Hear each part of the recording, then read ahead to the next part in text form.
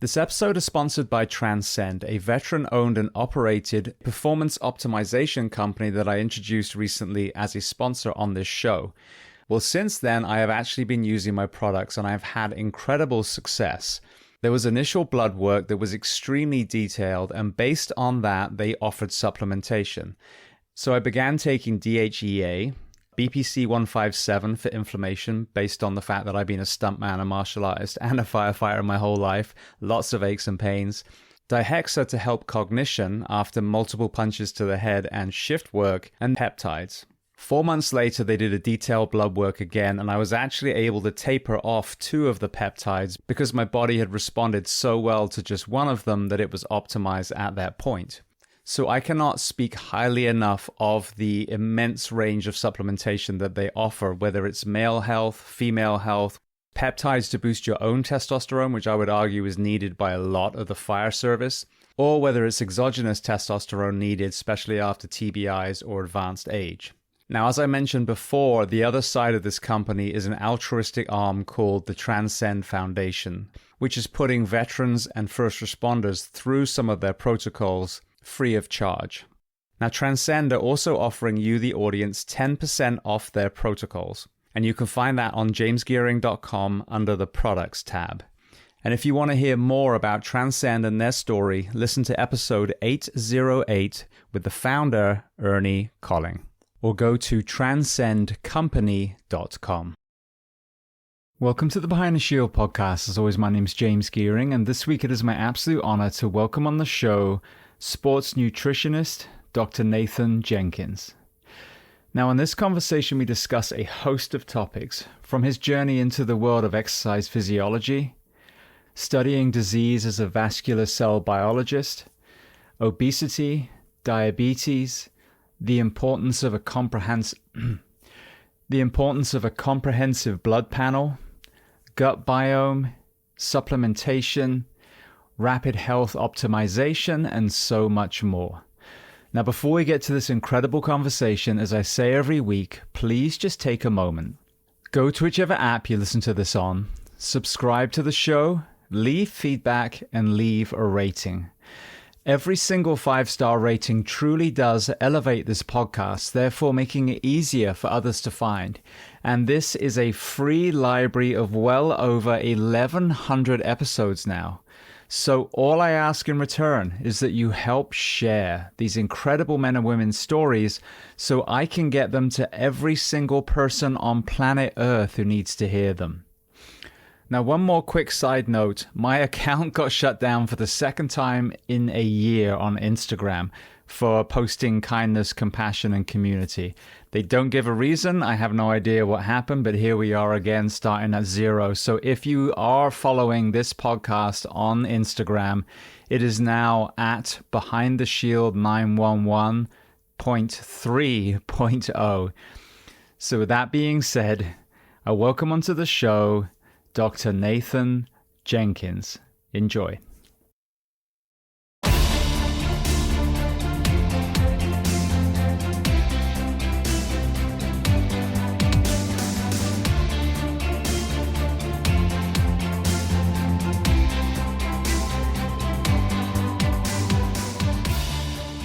Well, Nathan, I want to start by saying 2 things. Firstly, thank you to our mutual friend, Phil White, for connecting us. Mm-hmm. And secondly, I want to welcome you onto the Behind the Shield podcast today. Thank you so much for having me. Happy to be here. So where on planet Earth are we finding you this afternoon?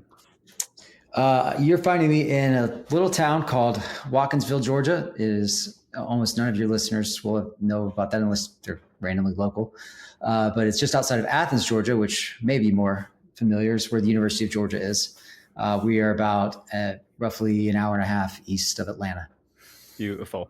Well, I would love to start at the very beginning of your timeline. Mm-hmm. So tell me where you were born and tell me a little bit about your family dynamic, what your parents did, how many siblings. Oh, yeah. Wow. Going way back to the beginning. Way back. I was born in the Atlanta area, suburbs of North Atlanta, Marietta, Georgia, where I mostly grew up. Let's see, what's the interesting stuff? So I have one younger sister. I have a stepsister who's the same age as my younger sister. They're about 6 weeks apart, and they're about 2 years younger than me. So we were all really close growing up. And we also have an older stepbrother, 3 years older than me. And that nuclear family all came together when my mom and stepdad got married when I was 9. This is all in or was I 8? Somewhere in there. We're in ancient history right now, so I might get a little of the details mixed up. But let's see, what can I tell you? That was these are fun times. So we moved from the Atlanta area out to Seattle, Washington, right pretty much immediately when my mom and stepdad got married. His job took us out there, and we thought we were going to be there for forever. We were only there for about 2 years before his job then brought us back to the Atlanta area.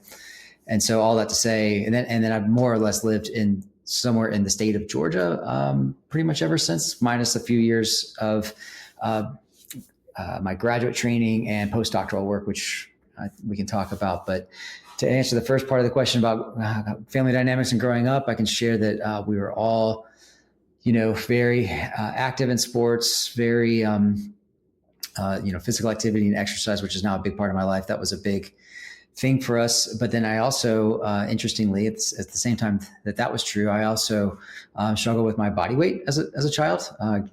The Jenkins side of my family, so my dad's side in particular, very traditional Southern upbringing, lots of great Southern food. And this is the 80s and 90s that we're talking about when,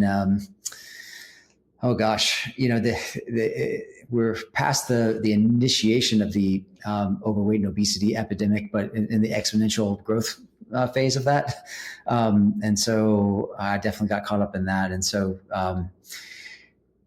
living and also a major impact for me is my grandfather, my dad's dad, died young it was mainly from complications of smoking, but he had heart disease. I think he survived at least 1 or 2 heart attacks before the last one. He did not. And then he also had lung cancer and all that from smoking. And so that's not a happy thing to share, but it was, I remember being very young, being, of course, sad about all that. I was close to my grandpa, but that sparked an interest in health and fitness at a pretty early age, and in physiology, in particular cardiovascular physiology, which is what I ended up focusing on primarily in my my graduate school days, and as an exercise physiologist eventually. So there's a lot I could share about the childhood years, but we can keep going. No, well, I mean, this is what's interesting, because normally what people experience in the younger years, they really do factor into choices and passions as they get older. When you reflect back now, what was the kind of nutrition that you were served in school? Oh, in school, it was, it's processed foods, which I'm not a complete anti-processed food zealot by any means, but that was, very calorie dense, but nutritionally poor food for sure. And listen, I grew up in at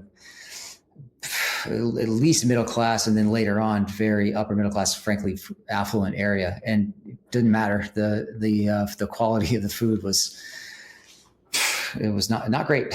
It was not great. So, but we had good food at home for sure. Mostly whole foods. A lot of my mom and my dad both cooked quite a bit of food at home. My stepdad's a lousy cook, but he did he did a bunch of other good stuff, but that was not one of them. But always grew up eating, for the most part, very healthy food. So, the school is disaster.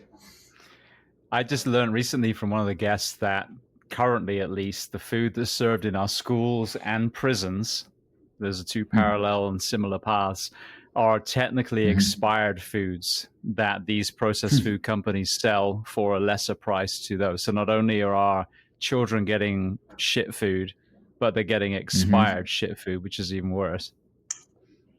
Yeah, that I didn't know that. And that's today. Wow, that sounds like a stat from the era that we're talking about, the 80s and 90s. If that's a 2025 statistic, that's concerning. Absolutely. Well, you mentioned about being active. What were the sports and exercise that you were playing and doing back then? Well, as a kid, I mostly one thing my parents were really good about, and I think about this a lot now because I now have a 3-year-old, and so starting to think about sports for him. The mantra was exposure to everything. I played baseball, basketball. I never really played football other than just like yard stuff. But most team sports, I doubt it was for at least a season or two. But the real in my youth, like physical activity, exercise experience wasn't really so much from sports as much as it was. I got very, very into first, it was weight training, and this would be categorized today as like traditional bodybuilding style weight training. Again, we're talking like 1998, 1999. 16 years old, I got a membership with the local Globo gym with mirrors and free weights, and I was that kid, the high school kid, doing curls in front of the mirror, and I loved it. I absolutely fell in love with that. And then around the same time, maybe a couple of years, but still in high school, I got into mountain biking. A buddy of mine in the neighborhood had a mountain bike, and he was really into it. We were good friends. And one time I borrowed his little sister's bike, and we went in the mountains of North Georgia, which, okay, depending on where you're located, that may be loosely defined as mountains, but they were mountains to us. And definitely some steep grades. But that's been, with some breaks here and there throughout my life, that's been a lifelong, at least hobby. I raced a little bit in college for a few years. Did a little, so modest competition history there, but those two, man, I couldn't get enough either of weight training or mountain biking. This is in the early days. And that's been more or less, again, a lifelong thing. What was it that helped you turn the corner from the weight being challenging to the fitness path? Yeah, let me think about that. It was in early high school. I think I just kind of decided I didn't want to be a pudgy kid anymore. Coming out, it's pretty common, kind of coming out of like that prepubescent phase where a lot of boys, I know I did, tend to pack on a few extra pounds. And I don't know. I don't remember if there was an exact thing. I do remember one kind of thing was my stepbrother who I mentioned he was 3 years older than me. He was in high school playing football and in the weight room a lot. And he got very strong and really muscular, really fit. And I wanted to be like him. So I would have been like 12 or 13 when I remember the first time I lifted weights in the basement of that house that we lived in. And it was really fun and all that. But what I will never forget was just the extreme soreness that persisted. Like the next day, it was just shocking. And then the 2 days later, it was even worse. And it was probably 4 days before I felt somewhat normal again. And from what I understood, and this was internet existed, but it wasn't like I could go on and look up delayed onset muscle soreness and learn about it. But it was just the way that I think my stepbrother, my stepdad, with the way they explained it to me, he's like, yeah, essentially they were right. That means your muscles are going to get stronger. They're damaged. They're going to heal and you're going to get stronger. I was like, that is the coolest thing in the world. Let me do it again. And so, got really into it. And then kind of the nutrition piece, like as I gained muscle, I remember it was gaining muscle. The nutrition piece fell into place. At that time, it was very well known and very well understood that eating more protein means you gain more muscle. So I became obsessed with like lunch meat. and gosh, this is also, again, high school boy, voracious appetite, ate my poor mother out of house and home. She couldn't hardly keep the pantry and the fridge stocked. And I remember one time my younger stepsister she was going into the cupboard looking for a snack, and I can't remember what snack she was looking for, but it was something I had already eaten. She just looks at me, she goes, why do you have to eat everything? So you eat everything in the whole house. So anyway, that was what we're talking about. It's like the nascent days of again, a lifelong fascination with nutrition and fitness. So when you were in high school, were you already thinking of following that educational path, or was there something else in your mind? In high school, I had no idea. I knew I wanted to go to college, but I had no idea what I wanted to do or study. I think I started. No, I know that I started college as a political science major, just because I enjoyed, social studies in high school, government classes and stuff. And that lasted all of about 3 weeks. All it took was the first, political science 101 class to know that, okay, this is fine, but I don't want to study this for all 4 years. So at this point, I remember being in the dorm on my gigantic, huge old school PC with the the monitor that was weighed like 4,000 pounds. It's doing a deep dive into the websites of all. I went to University of Georgia, which fortunately for me, that was a large land grant institution with lots of majors available. Like I wasn't at a small liberal arts school with just relatively smaller selection. So I was just looking through everything that seemed interesting to me, and I was looking for something in the fitness or nutrition. I came across exercise science, exercise and sports science, and I was like, that's what I'm trying to read about and learn about all the time anyway. I had no idea even when I started on campus that was an option, that was a major, but I came across it just searching. And so, that's what I switched to and stayed with it. So I went and did sports science and sports science and fitness evaluation in University of North London. And then just recently, a few years ago, finished off my bachelor's at UF, and that was exercise physiology.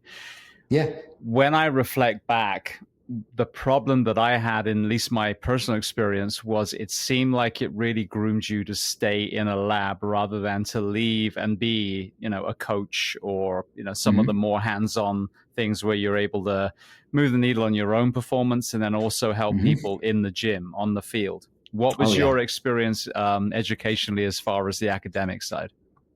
It was almost exactly that. And so it was, it's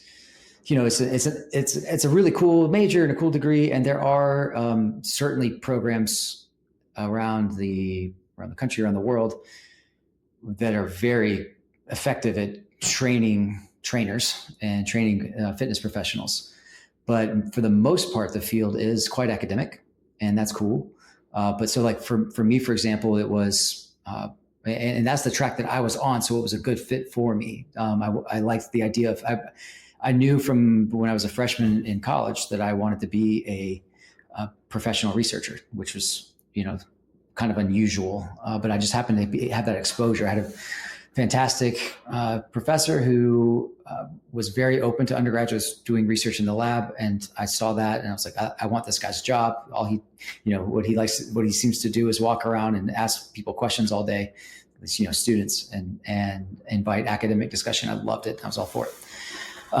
So it was great for that. But to your point, it wasn't ideal for training, learning things that were actually help if you're a personal trainer or a coach, your client or your athlete in the gym on Monday morning necessarily. There's, again, I don't want to speak in absolutes. There's definitely spaces for that, and every program is going to be different. But you mentioned UF, which is also a very academic institution, and that department in particular is excellent academically, and some of the best research in our field. Familiar with some of the vascular physiology that's come out of the UF is absolutely incredible, but it wouldn't be a great fit for at least that particular program, that particular lab or whatever. It wouldn't be a great fit at all for somebody that's trying to dive deeper in the coaching space. So yeah, we had one semester where basically it was a prep class for the NSCA CSCS. That was phenomenal. And it was a hybrid class. And so, I think it was a remote class. Really well done. All the content was there. But then, you go into some of the other ones and it was so myopic that you were like, very okay, I understand the idea, the concept, but where's the application to your regular athlete? That's right. And it became, so I remember I taught so now we're going to jump ahead to when I was a professor at UGA for 9 years. I taught a graduate course on exercise metabolism, and it was a required course for our the students in the master's strength and conditioning specialist. So it was a non-thesis track. It was purely basically for coaches. And I ended up changing. I kept the concepts the same, but when I inherited that course from the faculty member who taught it before me, it was all research. It was all readings. It was all, again, it's purely academic. But after like a semester or two of teaching that course, I was like, I got to change this to make it more applicable to our clientele, basically to the students. And so it became, I mean, it's still very much grounded. Like those students were doing a lot of reading. So I tried to thread the needle as best I could. It was, if you're going to have a master's degree, then yes, you need to be an intelligent and educated and professional consumer of research. So we're going to use our course readings to teach you that skill. But I totally changed I wasn't having people memorize the biochemical pathways anymore, because you're not going to do that for a client. But we will have a good understanding of the energy systems, the metabolic energy systems that tend to govern exercise, different types of exercise performance.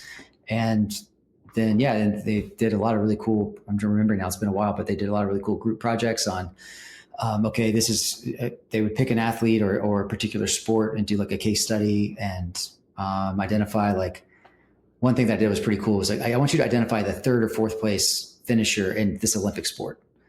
Talk to me about, like, why aren't they the first place? Can you come up with a physiological reason why they're, maybe not the top person? That it created a lot of discussion. But so anyway, sorry, tangent, rabbit hole.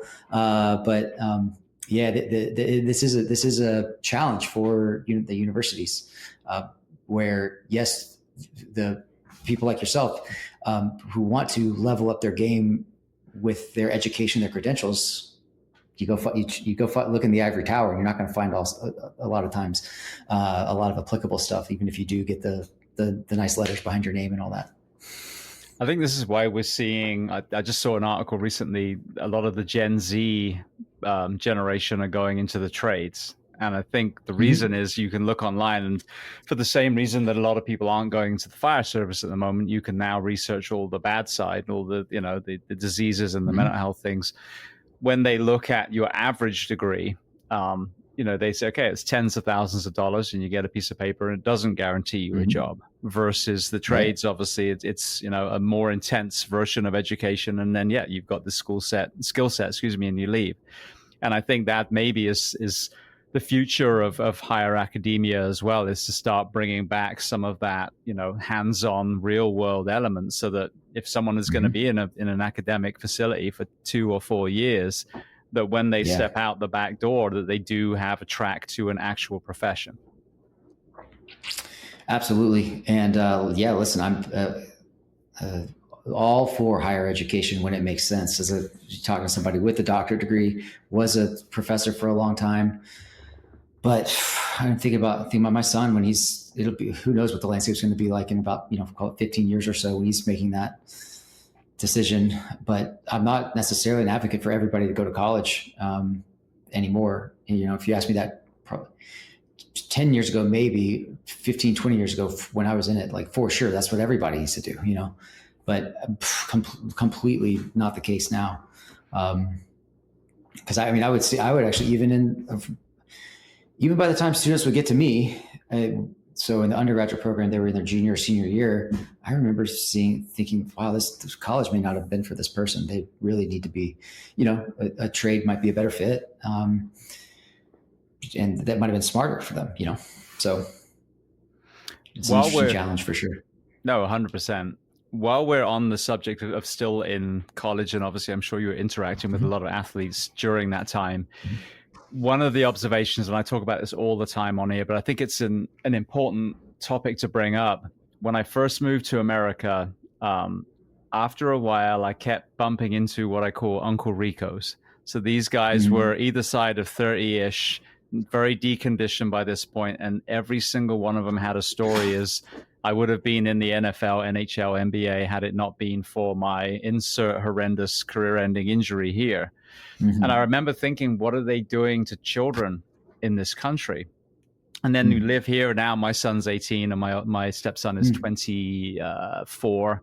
So, being more exposed to it now. But I realized that in the UK, at least when I was young, and obviously now you can tell by my face that was a long time ago.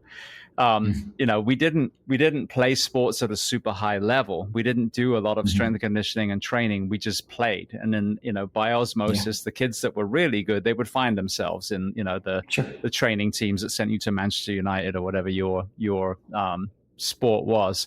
But everyone else played sport a lot. But then when you graduated school, you saw people keep playing sport, local leagues and pub leagues and all that kind of thing. Yeah. As I was more exposed to athletics in America, what I realized is that a high level of performance was squeezed out of these high school and college kids at the detriment of their wellness and longevity. What 100%. Is your perspective of that now with this pretty, interesting veteran lens that you have? Oh, well, I wouldn't say that I'm going to answer your question, but with the caveat that we're not in my real area of expertise at all.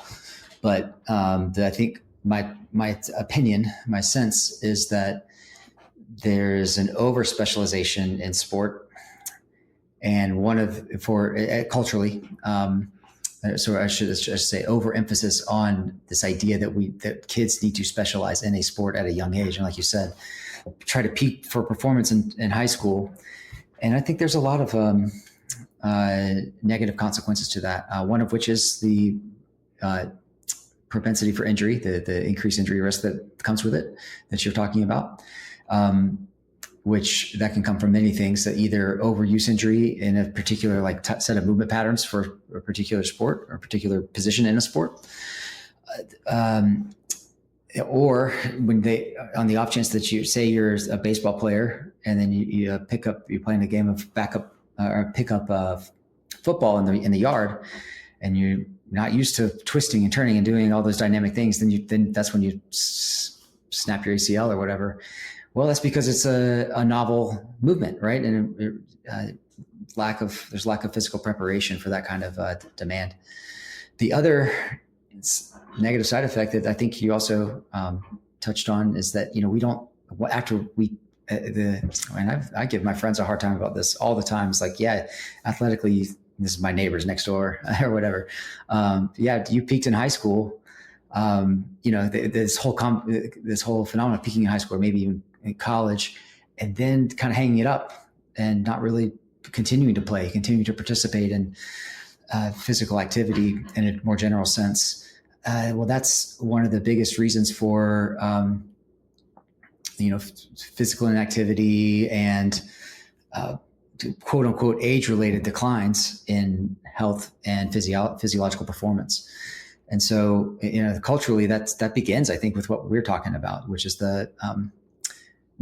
there's multiple reasons for the lack of physical activity, lack of health-related behaviors, but I think there's a certain subset of our culture, a significant group of folks where what we're talking about is applicable. My own father is another example. He was an athletic man growing up and played football, played all sorts of sports, was a very strong man. But then after high school, he didn't do much at all. And that's another reason for how I am the way I am. Pendulum swings one way and then sometimes goes the other way with generations. And so, anyway, I hope that answers your question. I think it's a significant thing.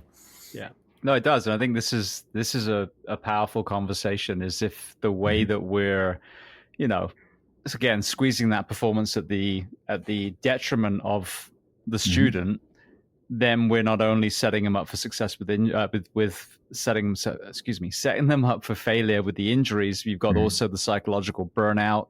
But then, because you've driven them so hard, you've really just kind of squeezed the love of sport, the love of play out of them as well. And so you look at some of these other healthier, nations around the world where adults are still playing and they're still playful. It's not about winning. It's not about trophying.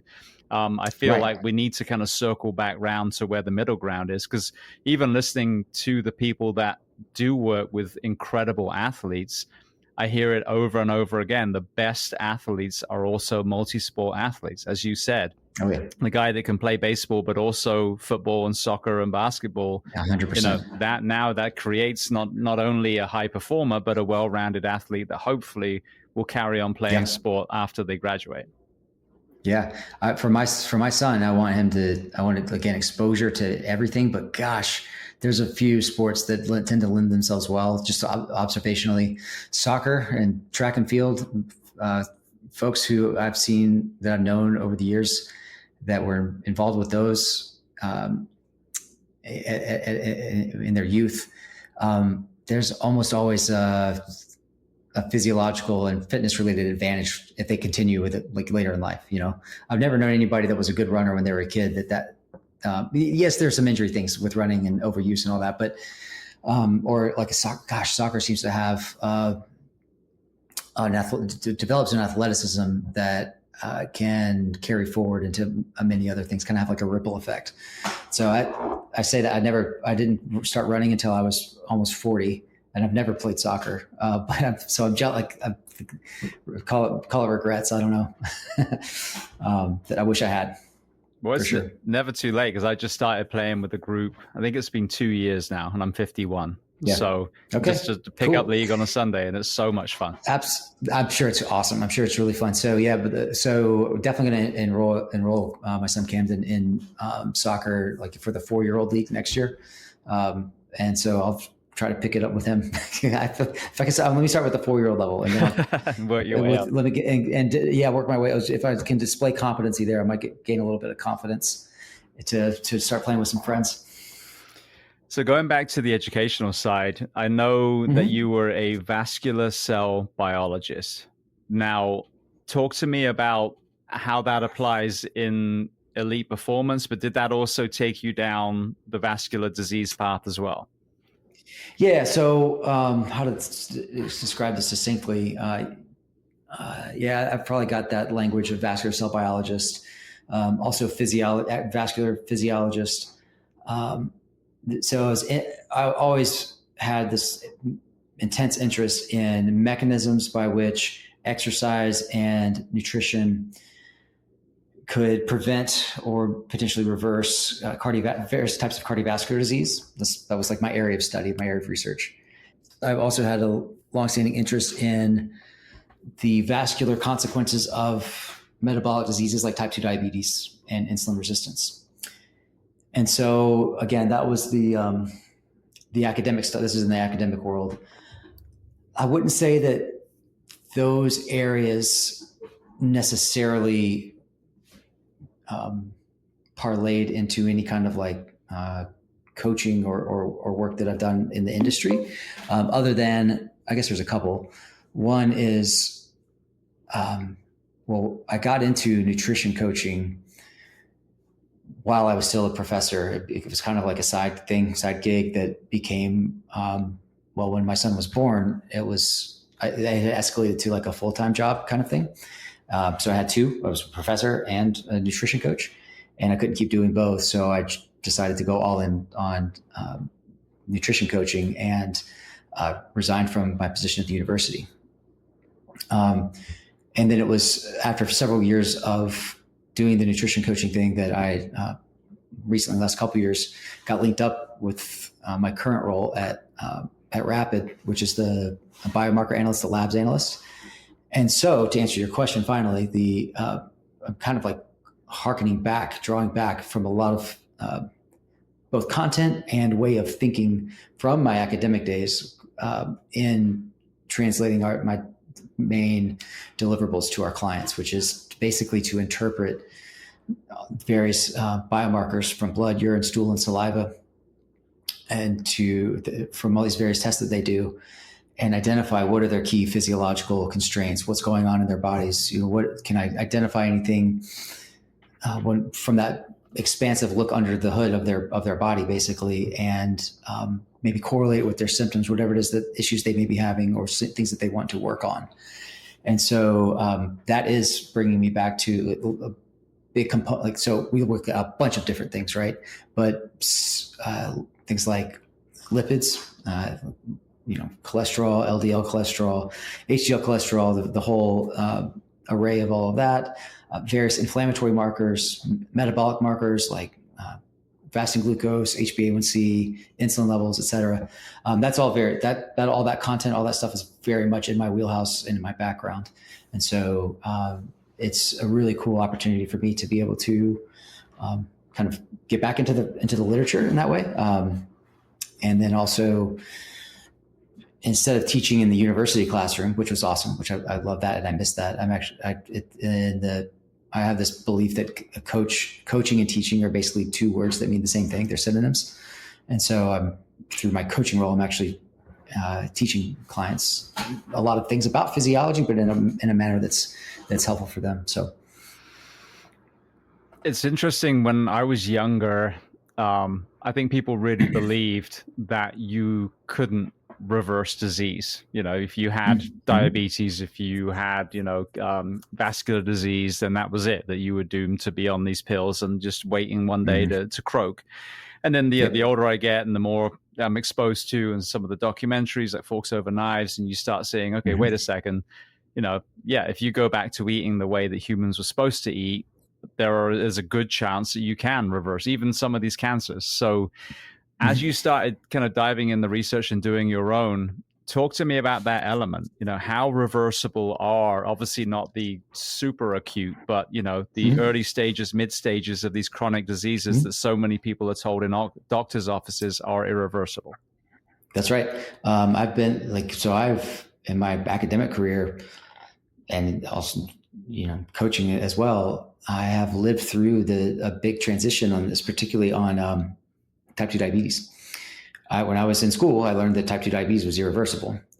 And then various medical guidelines and position statements and sort of diabetes-related governing bodies for that aspect of the medical community have walked that back and said, within these, there's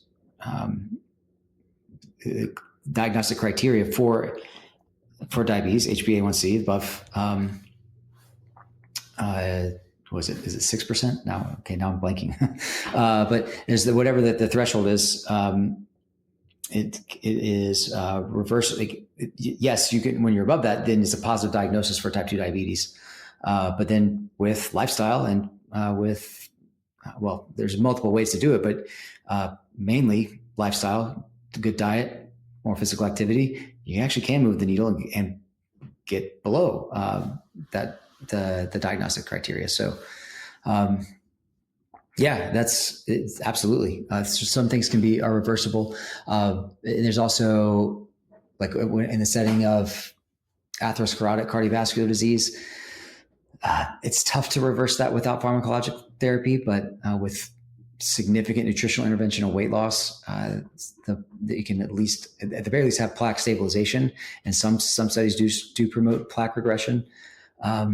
With exercise alone, that's one of the things that we looked at quite a bit. Can you reverse an atherosclerotic plaque? Can you make an atherosclerotic plaque smaller with just exercise? The answer seems like probably not.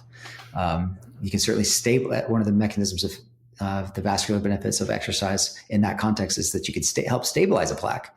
So a plaque can become less prone to rupture with exercise, but you can't really reverse it. But anyway, certain diseases, that's a big question of mine always is, are these diseases, are they really irreversible?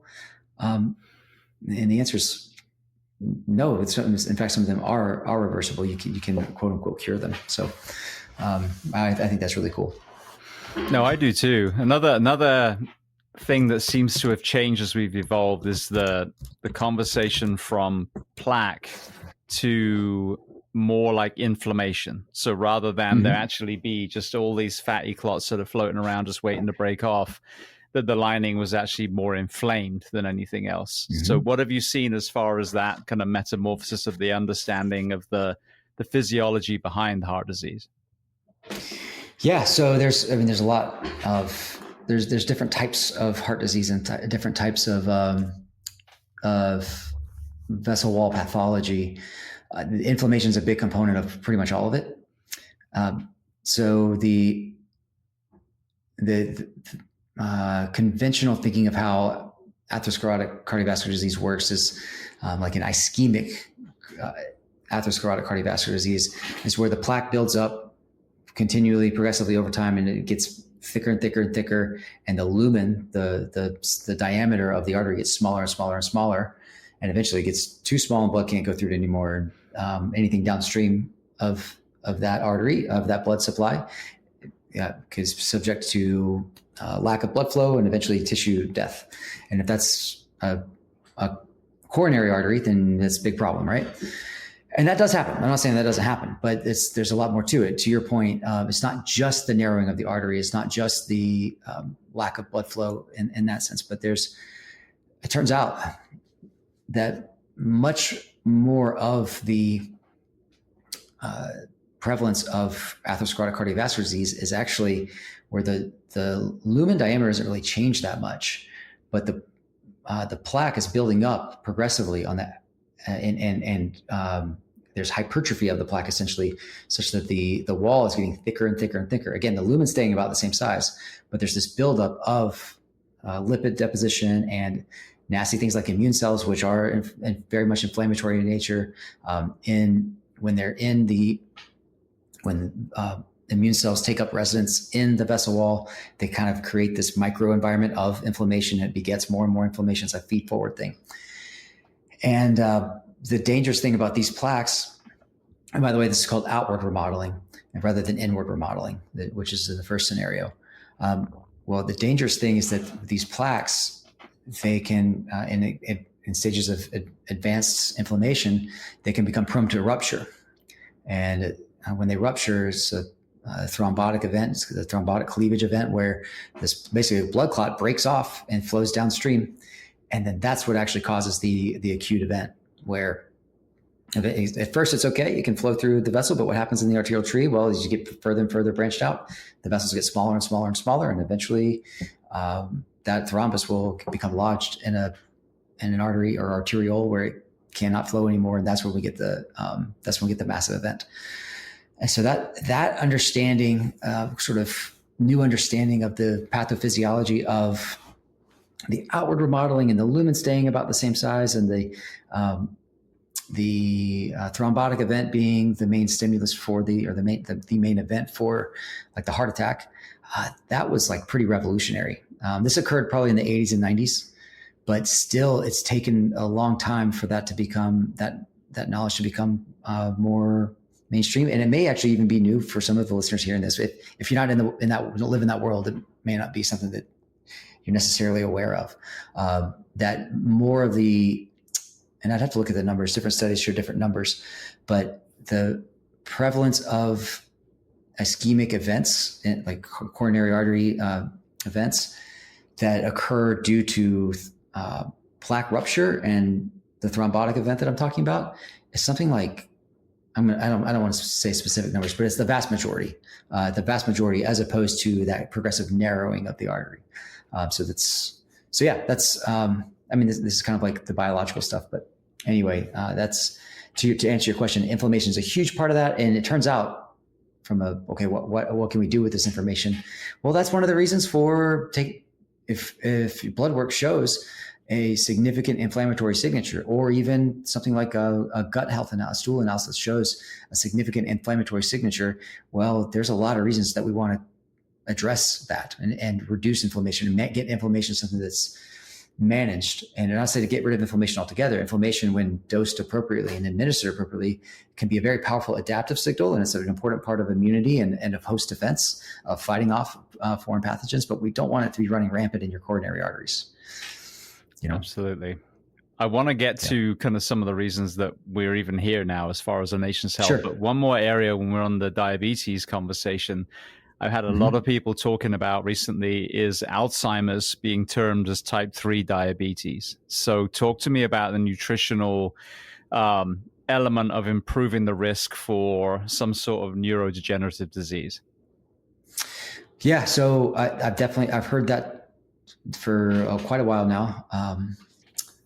Oh gosh, who is the guy at Emory, not far from me, that actually I think he coined it.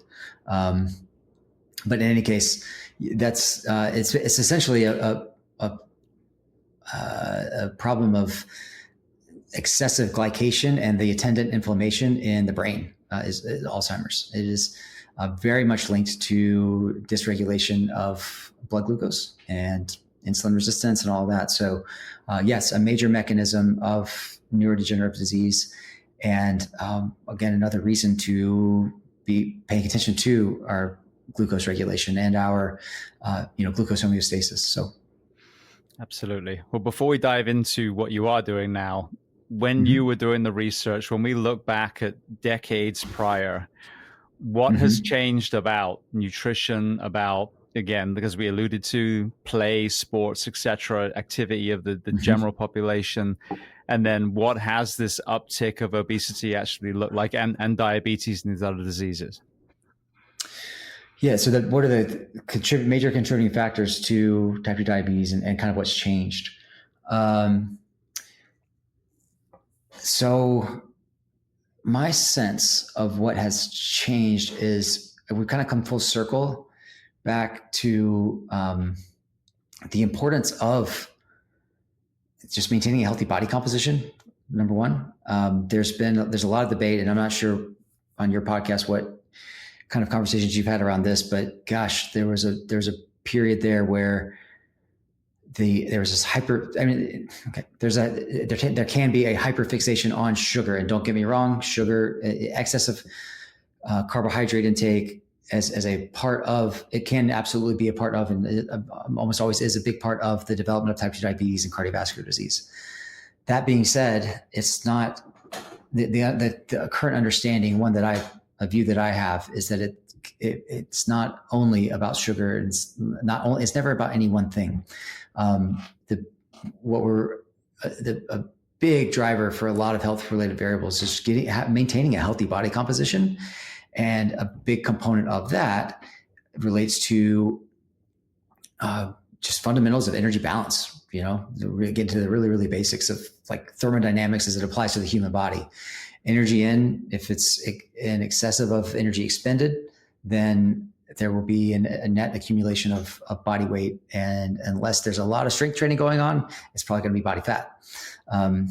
And that is the main driver from a physiological standpoint of multiple pathologies. And because of the inflammatory component of excess body fat and the inflammatory component of certain foods that are commonly consumed to create that caloric surplus. Has that changed? None of that has really changed, but the focus on those fundamentals has been kind of like shifting over time. There's been lots of distractions with stuff, both in the research world and certainly in the mainstream, like consumption of it all. Culturally, though, like as far as external influences, what are the factors? School food, fast food, inactivity, etc. What are the factors that have changed? Where in the 50s and 60s, Americans were still very healthy. Fast forward to the 80s, 90s, and where we are to now, today, now we've got 70% of the country is obese and 70% are overweight and 40% are obese. So environmentally, what are the changes that we need to identify and reverse to create an environment for health rather than disease? Changing the environment's tough. I think, at least on the folks that I work with and talk to, and it's just having an improved awareness of the environment that we're in. We're in that quote unquote obesogenic environment. We're in an environment where there's an abundance of food and an abundance of opportunity to move as little as possible. We're discouraged from movement and discouraged from work. And so for me, I have to engineer that stuff into my life rather than just do it out of necessity. So that's something that's changed a lot. And then two, culturally, we already talked about a lot of it. Culturally, we're not really at a societal level funneled into a direction that promotes a lot of physical activity and call it balanced eating, or eating in a manner that's consistent with our physiological needs. We're certainly not really, we're not thinking about a lot of the other big movers like sleep or stress management, those which are also really huge pillars of health as well. And so, as far as how to affect change, the conversations around like societal level stuff, it gets me I guess maybe a little bit anxious and easily depressed because it's hard to think about that. But that's such a big issue. But on an individual level and in your small circles of influence, which is what I try to operate in, and that includes, well, what I do for a living, then again, the awareness of our environment and being proactive about engineering those changes into your own life, and it's into that, and that has ripple effects on the family too, right? But so what does that look like? Well, for me, exercise is a non-negotiable. It's the first thing I do when I wake up every morning. And sometimes it's twice a day when I have time. In fact, I worked out this morning at 8:30, and when you and I are done, I'm going to use the daylight we got left to go knock out some track type interval running workout right here on the street. I would just run up and down my street over and over again for my 400 meter repeats. And my neighbors think I'm crazy. And then, it just takes being measured with your nutrition and all of that good stuff. So yeah. And it's at the end of the day, it's an education problem. I think not so much of like, we know that excess calorie intake is bad. I don't mean education in that sense, but education with individuals that we work with. Okay. Like, what are some habits when it comes to education? It's like habit formation and lifestyle change that are actually going to become lasting, right? And become something that we can build a lifestyle around. I've said this on here many times. What really made me angry was we had no better opportunity to finally turn this around than COVID. Here's this virus that sweeps through. It's, unless you're a complete denier, it's very evident that if you are obese, if you are a smoker, if you have pre-existing conditions, that you are much, much more likely to die from the virus than if you are a healthy person that's exercising and eating well and getting outside. And we had a captive audience, like for a year plus. Absolutely. Where you could have put all kinds of information out there. You could have revisited what we serve in our schools, bolstered PE programs, given incentives to local farmers to create organic food again. 100%. And none of that was done. So we had the perfect opportunity to make a huge dent, which spanned both political sides of the aisle as well, to be very clear. Sure. And nothing was done. So I think this is such a huge disservice, because we have created an environment, as you mentioned, for ill health. It sets you up for failure, unless you had the kind of upbringing like I did, where you grew up on a farm and therefore you had that baseline before you kind of found yourself in modern society. Everyone else, if they've grown up in processed food and TV dinners and fast food is your norm, and you don't have to do PE anymore, I mean, we've created such a terrible environment that then factors into military recruitment, first responder recruitment. So there was an opportunity, is what I'm saying, and we completely blew it. Yeah, I don't disagree with that at all. In fact, I strongly agree. And you're reminding me of one of the greater phases of frustration that I had. There were many as a university professor, but it was, I was running a lab with the expressed purpose. It was like in our mission statement on the door of the lab. Basically, it was prevention and treatment of chronic diseases, and all the stuff that everybody was dying from during COVID. I had spent my entire career researching, how to stop those things. And the frustrating thing was that when we were kind of doing the return from COVID, the university, and in some ways I understand the abundance of caution here, but they just would not let our studies proceed because of it's impossible to do an exercise study and be socially distanced. And capturing spit in a plastic tube in a metabolic lab was not exactly deemed favorable during the midst of a worldwide pandemic that we had never seen before. But we had opportunities to make progress there that absolutely were missed, for sure. Just before we go into rapid, you touched on the word sleep, which is my, trigger word, because I come from a profession that's probably the most overworked, underslept population, but also responds to everyone's worst day. It's the most insane, double-edged sword, if you like.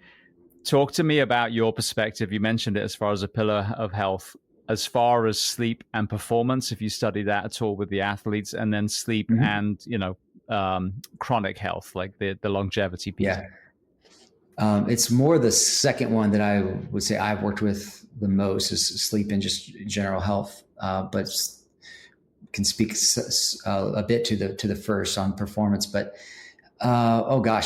it's it underpins almost everything. So I always, if you think of the three big pillars, sleep, nutrition, and exercise, in my opinion, and I'm an exercise guy. I'm trained as an exercise physiologist. I'm all about the fitness stuff, but I would put exercise as a distant third place to the first two, and I can never really pin down which of the whether sleep or nutrition that are most important. But they're both absolutely critical. I think it depends. I think the answer to that is wherever it is that you have the greatest need is the most important for you. But like for me, my sleep, not because of line of duty or anything, certainly not professionally, but just for lack of, we can't all be perfect, right? My sleep is a disaster.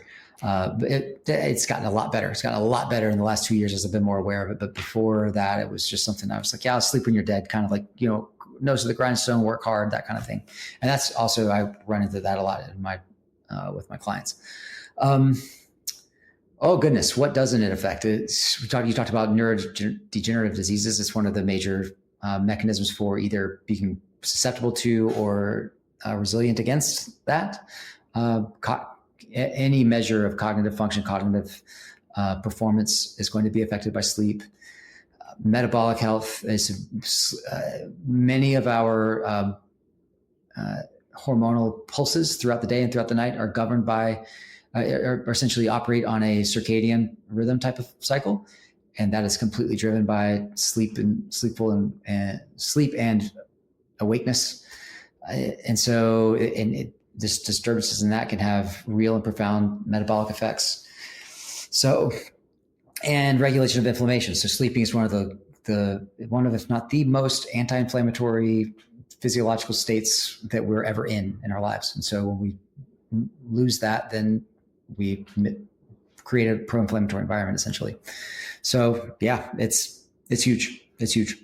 Absolutely. Which is why I think sadly, it's the elephant in the room, or the herd of elephants, as I say, with first responders, and we die of everything. Yeah. So it's like, well, if you're not sleeping, it's just going to amplify whatever the weakest link is in your chain. Yeah. And I don't know the solution to that. I mean, and are you talking, particularly people who are on shift work, that are, it's something to just kind of be aware of. And I'm not an expert on how to optimize sleep in those, for those individuals, that's a large part of your audience. I understand.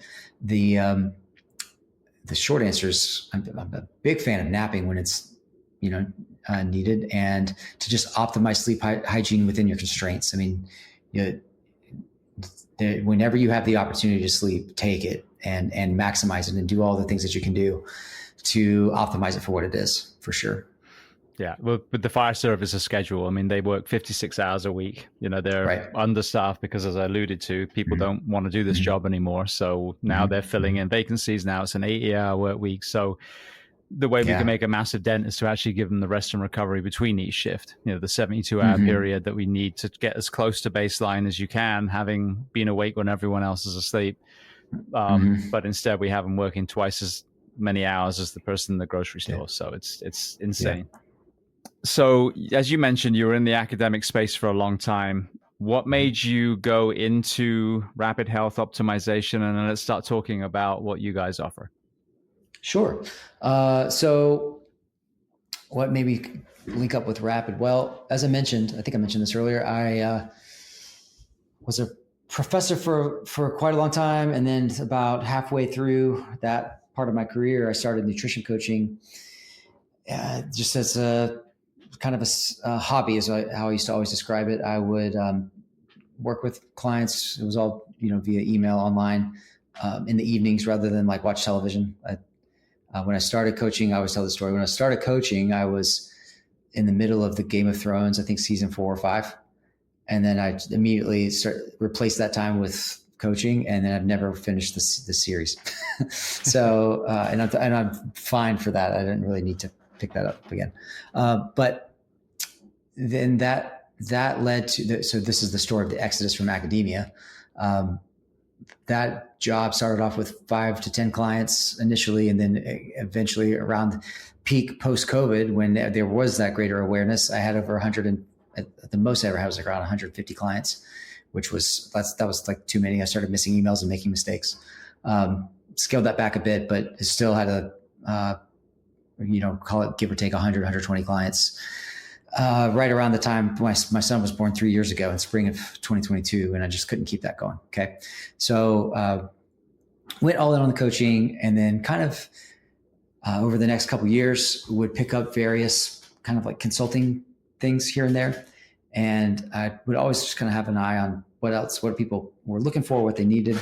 And Dr. Andy Galpin, one of the founders of Rapid, and now one of my two bosses, he posted on his Instagram, "Hey, we're looking for somebody with this expertise to do some coaching and consulting for us."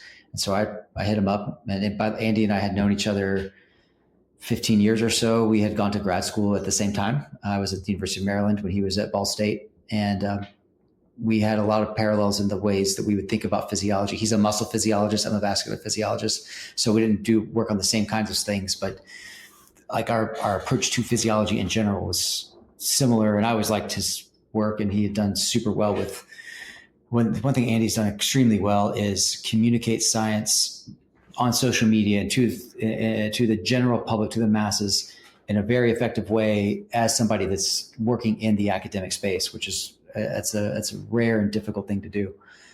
And so anyway, it's like, oh, Andy's looking for somebody. Let me talk to him.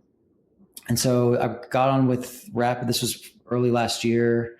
Started doing some consulting work for them, and it's similar but different role. In April.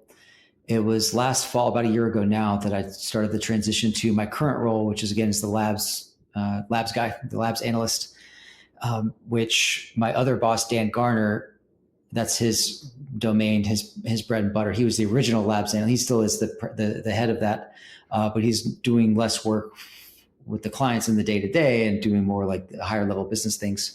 And so he was looking for somebody to step in and do that so that he could work on the business. And so I was like, yeah, hey, I would love to do that. I think I've got the right background for it with with all the physiology and everything, and the educational piece too.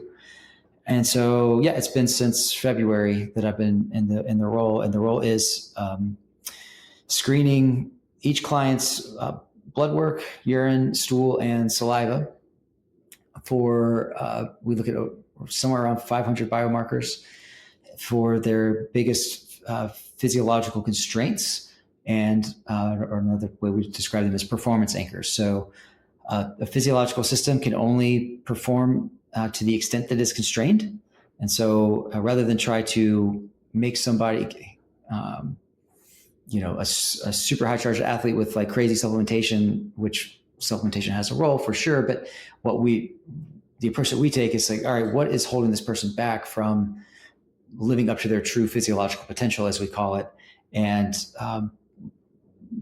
I do that from the hidden side of things. That's all the biomarker work. So for a lot of folks, it's something to do with gut health. For it may be the inflammatory story, which those two tend to go hand in hand for sure. It's different for each person. Micronutrient status is a big thing. Lipid profile, you name it. Toxic burden, whatever it is. So we do quite an array of testing to get as complete a picture for each client as we can. When it comes to gut biome, that's one that I haven't found the perfect supplement yet to really make. I'd actually say there was one I had. God, what was it called? Body Health had one called Gut Restore that I found actually worked quite well. But what do you normally suggest? And obviously I'd say it's out of whack is not a very technical term. What's wrong with which gut bacteria and which one is dominant? But as a general rule, what are some of the pre-probiotics that you would suggest or use to get someone's gut health to move towards normal again? Well, first and foremost, we take a food forward approach, meaning, yes, there will be supplements to answer your question, but the biggest lever to pull when it comes to gut health is just eat more fiber. And that's what the beneficial bacteria in the gut actually need and use to do a process called fermentation, where when they ferment, they produce something called butyrate, and among other things. But the butyrate producing bacteria, they need the fiber to do that. And it's that butyrate turns out to be the major fuel source for the colonocytes, the cells that line the inner wall of our intestine. And when gut health there's a dysbiosis, which is a fancy word for when there's an imbalance in the gut microbiome. There's either too few or too little activity of the good guys, of the commensal bacteria, and an overabundance of the bad guys, the potentially pathogenic and opportunistic bacteria. When that happens, then there's essentially a lack of fuel availability for the cells that line the inner wall, and lack of fuel availability, just like in any other cell of the body, is a state of cellular distress. And that's one of the root causes of inflammation in the gut. And turns out that 70% of the immune cells in the body are housed in the GI tract, which is a wild statistic. Some studies suggest up to 80%. And so, going back to answer your question, what's the best way to like move the needle on all these things? Again, eat more fibers. The target for men is somewhere in the ballpark of 30 to 35 grams of fiber per day. I think the average intake is under 10. So that's a big lever to pull right there. We can go a long way to restoring microbial balance and addressing GI symptoms just by that. Leafy green vegetables, various colors of all the vegetables, and maybe a fiber supplement to start if getting that target is difficult, just from food sources.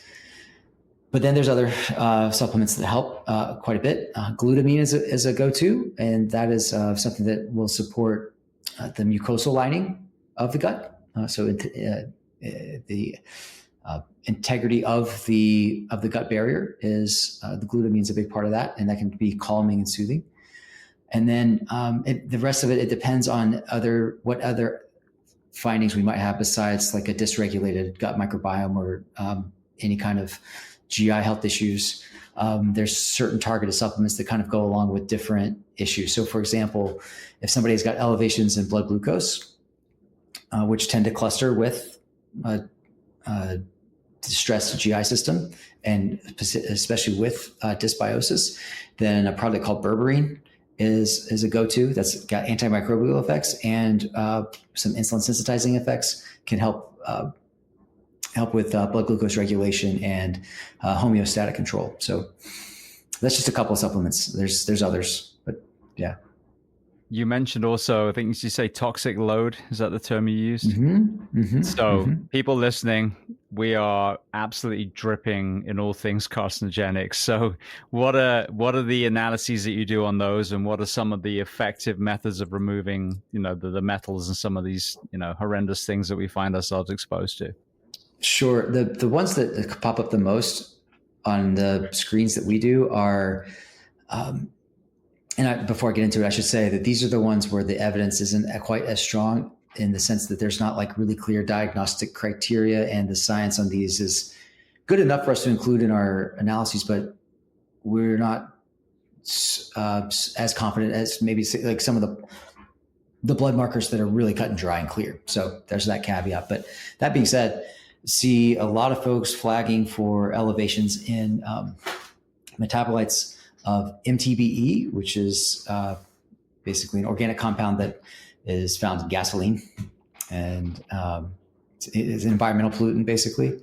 And the other would be metabolites of styrene, which comes from plastics. And these can be problematic for multiple reasons, but they just, if nothing else, they put strain and stress on our body's detoxification pathways, particularly liver detoxification. And that can deplete, that's a big drain on the glutathione system. Glutathione is really important for a lot of things in the body. Mitochondrial function, it's our most powerful antioxidant in the body, or among the most powerful. And so that can lead to other problems when present, which they often are, like, again, dealing with inflammation and cardiovascular support and so forth. So whenever what we do with my approach to dealing with toxic load is not, if it's styrene, then that's an easy one. Most of the time people are heating up their food in plastics. And so we just switch everything to glass, need to make a big deal about it, but highly recommend using glass storage for food containers. And if you're going to reheat food in the microwave, do it in glass, not plastic.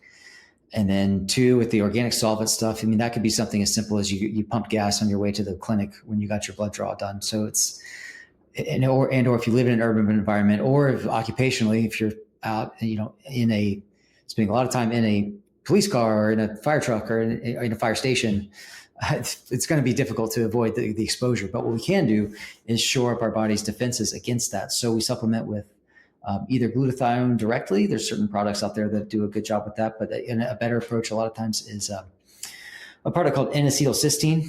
It's a precursor to glutathione. It gets converted to glutathione in the body very readily, very effectively. And so we just kind of run people through, usually it's about a month or so of supplementation to specifically promote excretion through those pathways.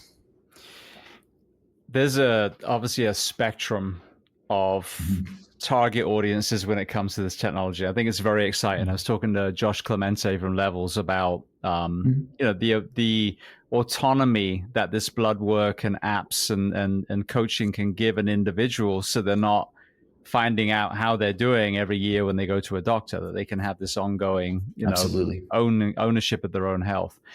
What are the kind of groups that you're kind of helping with this? You've got obviously the billionaires and the bespoke ones that they have.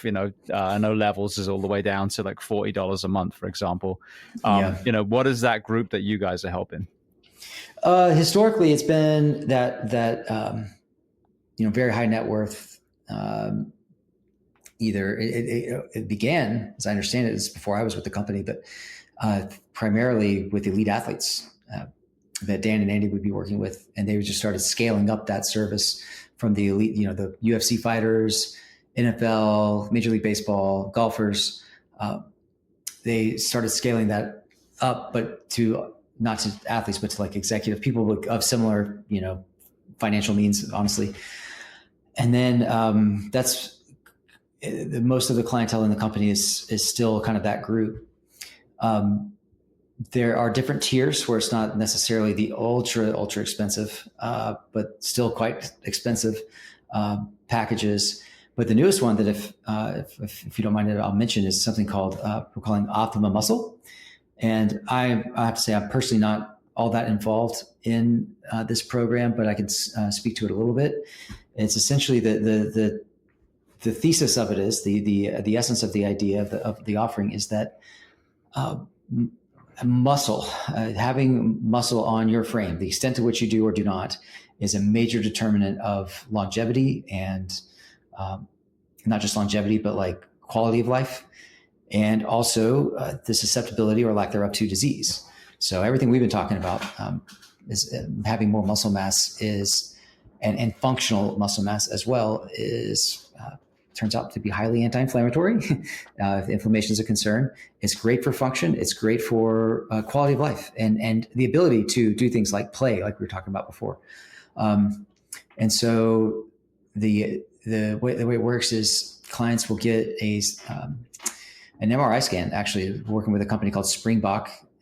And this MRI scan assesses, I don't think it's quite every single muscle in the body, but near as much as every single muscle in the body, and looks at size of that muscle, of each muscle relative to population norms. For myself, be the average, middle-aged 40-something-year-old average white guy, how do I stack up in that group? And then also one of the cool things it looks at is relative imbalances and asymmetries.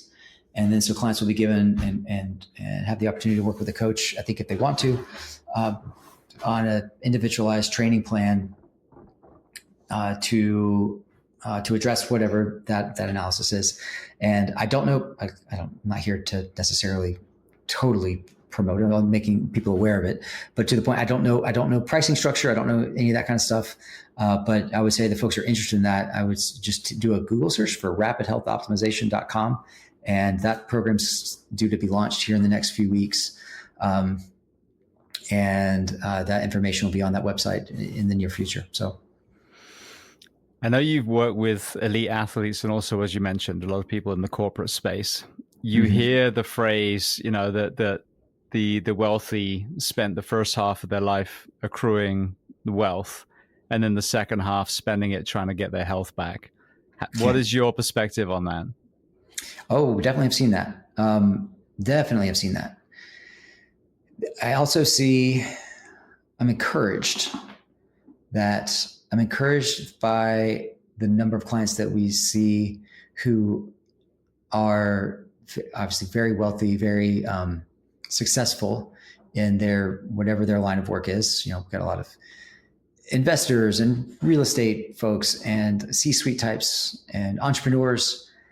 There's a large swath of these individuals who are also they're high achievers in every area of their lives and come to a program like ours because they're already pretty dialed in fitness and nutrition. They're just looking to pull all the levers they can. They want to leave nothing unturned, and they've got the means to do that. So I'm super encouraged to see that, because what you just shared, James, is like the typical scenario where they go all in and neglect their health just to the and their family and everything else for the relentless pursuit of whether it's wealth or just being a workaholic. That's certainly still there, absolutely, and we do have some of that. But I'm encouraged by this. That is an encouraging shift that I'm seeing, at least at this level. A lot of folks who are maybe they've had that in the past, but by the time they're coming to us, they're like, okay, yeah, I'm actually already pretty well optimized. Let me just optimize even further. So, and just to finish the answer to that, though, I could speak. I mentioned being overweight as a child. I would say I had a brief 6-year period when I was first was my PhD and then my postdoc, where I would say that I did exactly what you just shared. I didn't get wealthy, don't get me wrong, but I went all in on my education and became a complete, just very, very obsessed workaholic, and to the detriment of my health. And so it was I'm still now that was 12, 13 years ago that I turned the corner on that. But from ages roughly, 27 or 28 to, no, that's not right. 24, 25 to my early 30s. I was what I would refer to as an exercise philosopher. I would studied exercise quite a bit, thought about it, wrote a hell of a lot about it, published quite a bit on it, but didn't do it as much as I did the bare minimum, for sure. And so that was the other phase of my life where I actually struggled with weight and body composition. I was a very unhealthy assistant professor when I first started that job. So yeah, not the way to do things. No, absolutely not. And I think it's, again, understanding the ultimate currency. And in my profession, I talk about this a lot. The ultimate currency is time with your family. And if you want to extrapolate 100%. Even more, the ability to play with your spouse, with your children, etc. Yeah. So that overtime, the crazy work weeks, they're not worth it. They're never, ever worth it. What's exciting is I hear, and again, we're choosing from a much smaller section of society now that are able to be soldiers, firefighters, cops. But I'm hearing over and over again that the fit candidates of those professions are in incredible shape. And not just, as we said, squeezing out performance, but they understand mobility and mindfulness and breath work and ice baths. So we have a lot of information. We have a great environment. So how do we push the walls back and start capturing that 70% and make it 60% and make it 50%, where now all the areas, whether it's, what we've discussed today, the CrossFit community, the Spartans and Tough Mudders, and, all these other kind of movements that have really forged community and wellness and health and strength and endurance, and now kind of push that out to the rest of society. Yeah, absolutely. It's one of the benefits of the fitness. You mentioned CrossFit and some of those things.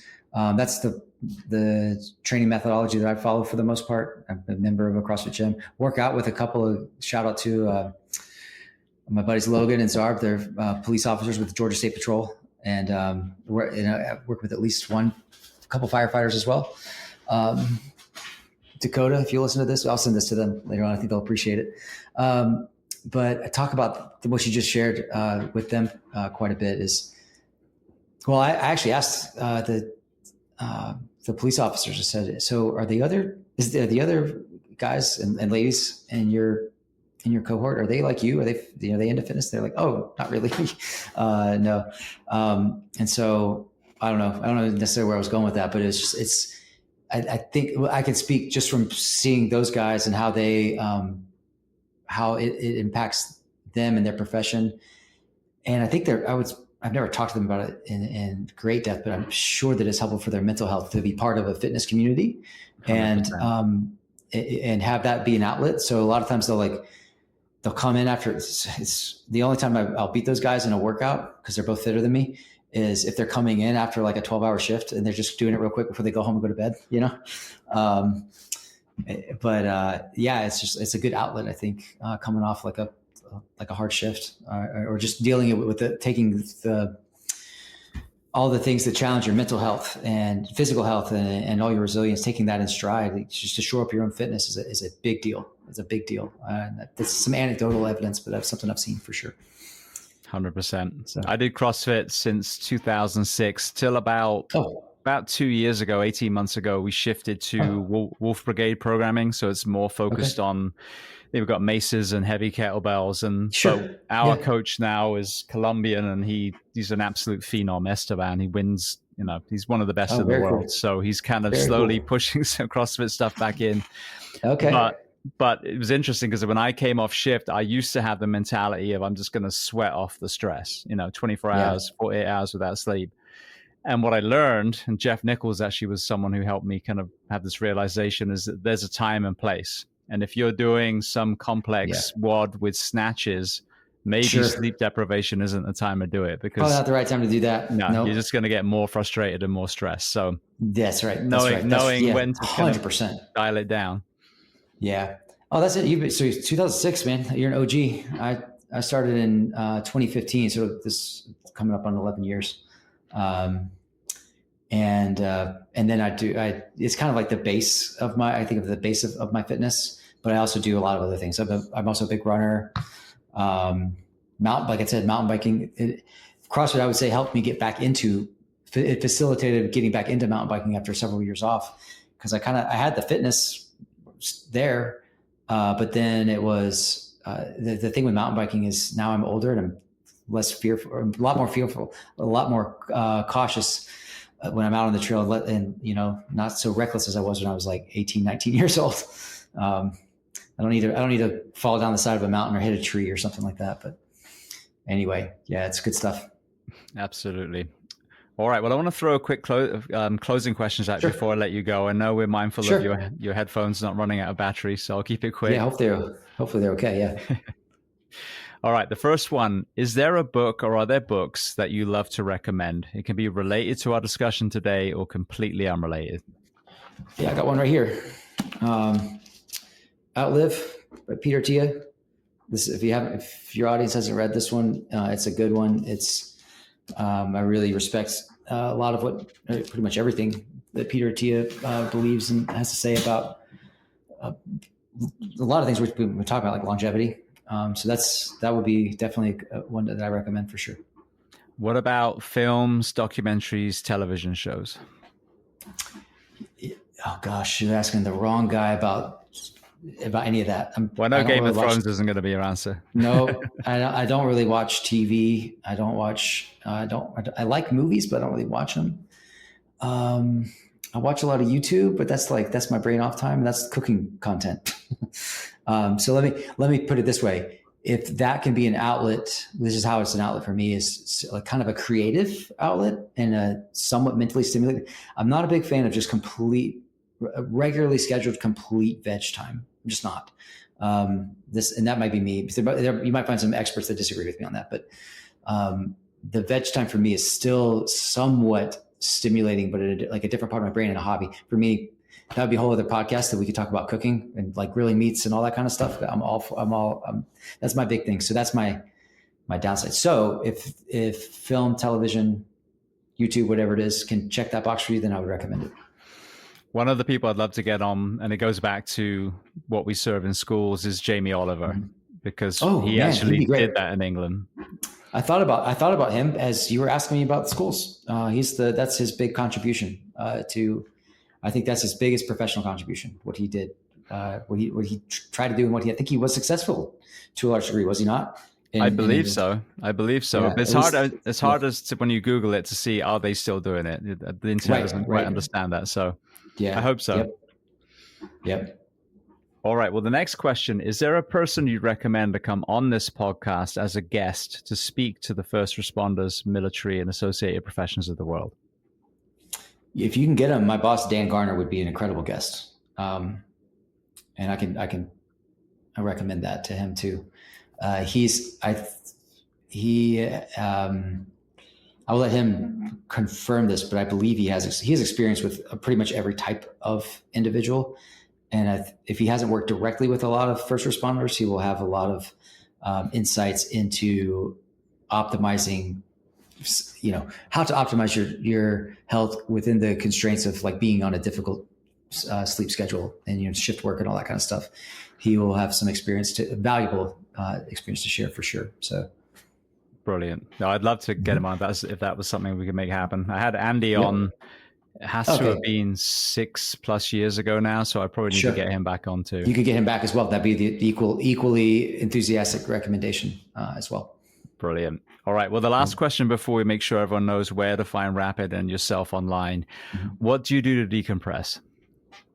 I just shared the biggest one I would say on a personal level is I cook.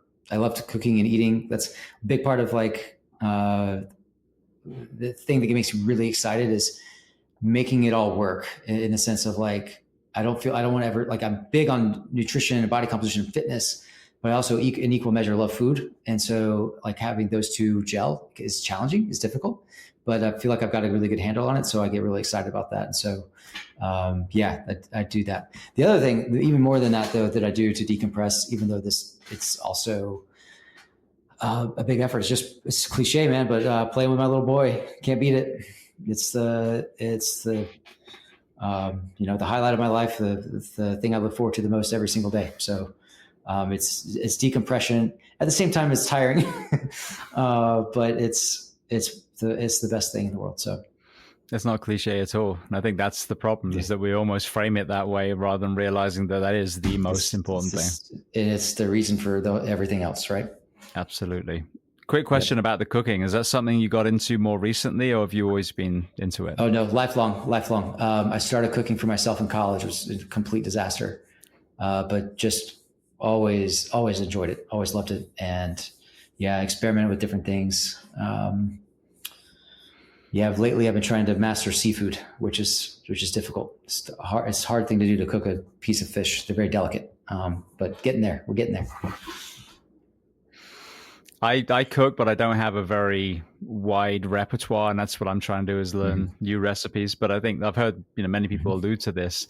When you cook, I mean, obviously, firstly, there's the part where you just understand where food originally comes from, learning about meats and the vegetables and things, which I think we underestimate how few people actually know that.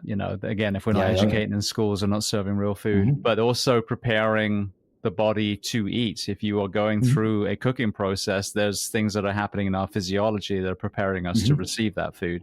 If you drive through into a McDonald's and then 20 seconds later you're ramming a Big Mac down your throat, then you're shocking the body basically.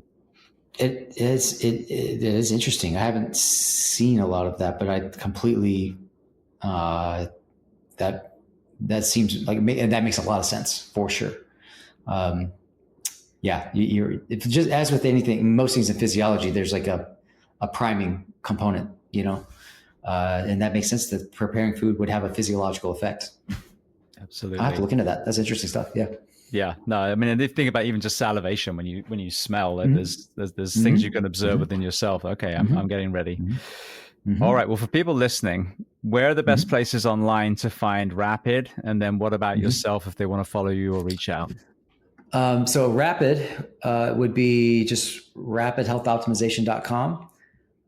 Their Instagram, I'm going to type it in to my laptop here to make sure that I get it right.